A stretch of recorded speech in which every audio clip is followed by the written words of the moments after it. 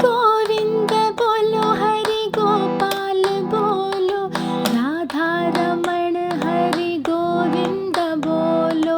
गोविंद बोलो हरि गोपाल बोलो, राधा रमण हरि गोविंद बोलो।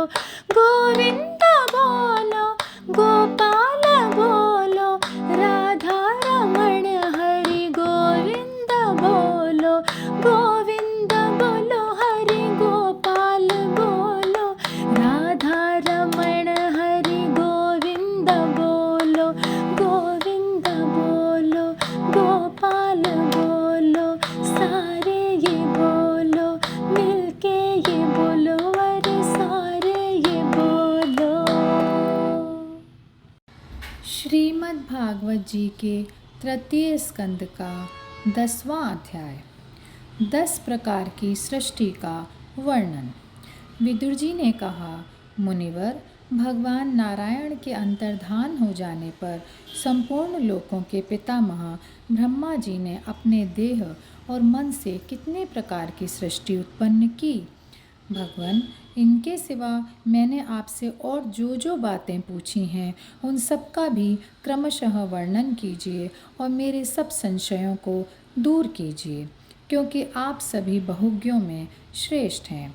सूत जी कहते हैं, शौनक जी, विदुर जी के इस प्रकार पूछने पर मुनिवर मैत्रेय जी बड़े प्रसन्न हुए और अपने हृदय में स्थित उन प्रश्नों का इस प्रकार उत्तर देने लगे। श्री मैत्रेय जी ने कहा, अजन्मा भगवान श्री हरि ने जैसा कहा था, ब्रह्मा जी ने भी उसी प्रकार चित्त को अपने आत्मा श्री नारायण में लगाकर 100 दिव्य वर्षों तक तप किया।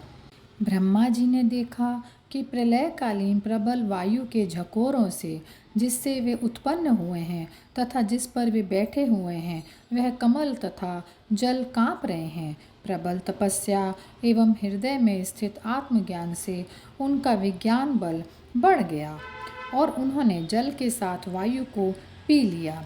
फिर जिस पर स्वयं बैठे हुए थे उस आकाशव्यापी कमल को देखकर उन्होंने विचार किया कि पूर्व कल्प में लीन हुए लोकों को मैं इसी से रचूंगा। तब भगवान के द्वारा सृष्टि कार्य में नियुक्त ब्रह्मा जी ने उस कमल कोश में प्रवेश किया और उस एक के ही भूः भुवः स्वः ये 3 भाग किए। यद्यपि वह कमल इतना बड़ा था कि उसके 14 भुवन या इससे भी अधिक लोकों के रूप में विभाग किए जा सकते थे। जीवों के भोग स्थान के रूप में इन्हीं 3 लोकों का शास्त्रों में वर्णन हुआ है। जो निष्काम कर्म करने वाले हैं उन्हें मह, तपः, जनः और सत्यलोक रूप ब्रह्मलोक की प्राप्ति होती है। विदुर जी ने कहा, ब्रह्मन, आपने अद्भुत कर्मा विश्वरूप श्री हरि की जिस काल नामक शक्ति की बात कही थी, प्रभो उसका कृपया विस्तार पूर्वक वर्णन कीजिए। श्री मैत्रेय जी ने कहा, विषयों का रूपांतर बदलना ही काल का आकार है। स्वयं तो वह निर्विशेष, अनादि और अनंत है। उसी को निमित्त बनाकर भगवान खेल खेल में अपने आप को ही सृष्टि के रूप में प्रकट कर देते हैं। पहले यह सारा विश्व भगवान की माया से लीन होकर ब्रह्म रूप से स्थित था। उसी को अव्यक्त मूर्ति काल के द्वारा भगवान ने पुनः पृथक रूप से प्रकट किया है। यह जगत जैसा अब है वैसा ही पहले था और भविष्य में भी वैसा ही रहेगा। इसकी सृष्टि 9 प्रकार की होती है तथा प्राकृत वैकृत भेद से एक 10वीं सृष्टि और भी है, और इसका प्रलय काल द्रव्य तथा गुणों के द्वारा 3 प्रकार से होता है। अब पहले मैं 10 प्रकार की सृष्टि का वर्णन करता हूँ। पहली सृष्टि महतत्व की है।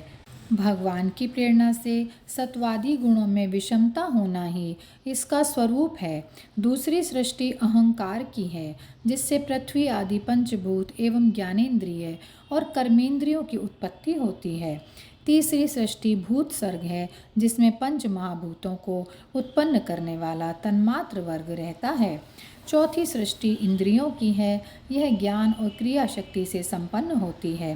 पांचवी सृष्टि सात्विक अहंकार से उत्पन्न हुए इंद्रियाधिष्ठाता देवताओं की है। मन भी इसी सृष्टि के अंतर्गत हैं। छठी सृष्टि अविद्या की है। इसमें तामिस्त्र, अंधतामिस्त्र, तम, मोह और महामोह ये 5 गांठें हैं। यह जीवों की बुद्धि का आवरण और विक्षेप करने वाली है। यह 6 प्राकृत सृष्टियाँ हैं। अब वैकृत सृष्टियों का भी विवरण सुनो। जो भगवान अपना चिंतन करने वालों के समस्त दुखों को हर लेते हैं, यह सारी लीला उन्हीं हरि की है। वे ही ब्रह्मा के रूप में रजोगुण को स्वीकार करके जगत की रचना करते हैं। 6 प्रकार की प्राकृत सृष्टियों के बाद 7वीं प्रधान वैकृत सृष्टि इन 6 प्रकार के स्थावर वृक्षों की होती है। वनस्पति, औषधि, लता, त्वक्सार, वीरुद और द्रुम, इनका संचार नीचे जड़ से ऊपर की ओर होता है। इनमें प्रायः ज्ञान शक्ति प्रकट नहीं रहती। ये भीतर ही भीतर केवल स्पर्श का अनुभव करते हैं तथा इनमें से प्रत्येक में कोई विशेष गुण रहता है। 8वीं सृष्टि तिर्यक योनियों पशु पक्षियों की है। वह 28 प्रकार की मानी जाती है। इन्हें काल का ज्ञान नहीं होता। तमोगुण की अधिकता के कारण ये केवल खाना पीना, मैथुन करना, सोना आदि ही जानते हैं। इन्हें सूंघने मात्र से वस्तुओं का ज्ञान हो जाता है। इनके हृदय में विचार शक्ति या दूरदर्शिता नहीं होती। साधु श्रेष्ठ, इन तिर्यकों में गौ, बकरा, भैंसा, कृष्ण, मृग, सूअर, नीलगाय, रुरु नाम का मृग, भेड़ और ऊँट ये द्विशफ 2 खुरों वाले पशु कहलाते हैं। गधा, घोड़ा, खच्चर, गौर, मर्ग, शरभ और चमरी ये 1 शफ और 1 खुर वाले हैं। अब 5 नख वाले पशु पक्षियों के नाम सुनो। कुत्ता, गीदड़, भेड़िया, बाघ, बिलाव, खरगोश, साही, सिंह, बंदर, हाथी, कछुआ, गोह और मगर आदि पशु हैं। कंक, बगुला, गिद्ध, बटेर, बाज, भास, भल्लूक, मोर, हंस, सारस, चकवा, कौवा और उल्लू आदि उड़ने वाले जीव पक्षी कहलाते हैं। विदुर जी, 9वीं सृष्टि मनुष्यों की है। यह एक ही प्रकार की है। इसके आहार का प्रवाह ऊपर मुंह से नीचे की ओर होता है। मनुष्य रजोगुण प्रधान, कर्मपरायण और दुख रूप विषयों में ही सुख मानने वाले होते हैं। स्थावर, पशु पक्षी और मनुष्य ये तीनों प्रकार की सृष्टियाँ तथा आगे कहा जाने वाला देव सर्ग वैकृत सृष्टि है तथा जो महतत्व आदि रूप वैकारिक देव सर्ग हैं उसकी गणना पहले प्राकृत सृष्टि में की जा चुकी है। इनके अतिरिक्त सनत कुमार आदि ऋषियों का जो कौमार सर्ग है वह प्राकृत वैकृत दोनों प्रकार का है। देवता, पितर, असुर, गंधर्व, अप्सरा, यक्ष, राक्षस, सिद्ध, चारण, विद्याधर, भूत, प्रेत, पिशाच और किन्नर, किमपुरुष, अश्वमुख आदि भेद से देव सृष्टि 8 प्रकार की है। विदुर जी, इस प्रकार जगतकर्ता श्री ब्रह्मा जी की रची हुई यह 10 प्रकार की सृष्टि मैंने तुमसे कही। अब आगे मैं वंश और मनमंत्र आदि का वर्णन करूँगा। इस प्रकार सृष्टि करने वाले सत्य संकल्प भगवान हरि ही ब्रह्मा के रूप से प्रत्येक कल्प के आदि में रजोगुण से व्याप्त होकर स्वयं ही जगत के रूप में अपनी ही रचना करते हैं। और यहीं पर ये श्रीमद् भागवत जी के 3 स्कंद का 10वां अध्याय समाप्त होता है। जय श्री कृष्णा, जय श्री कृष्णा, जय श्री कृष्णा। गोविंद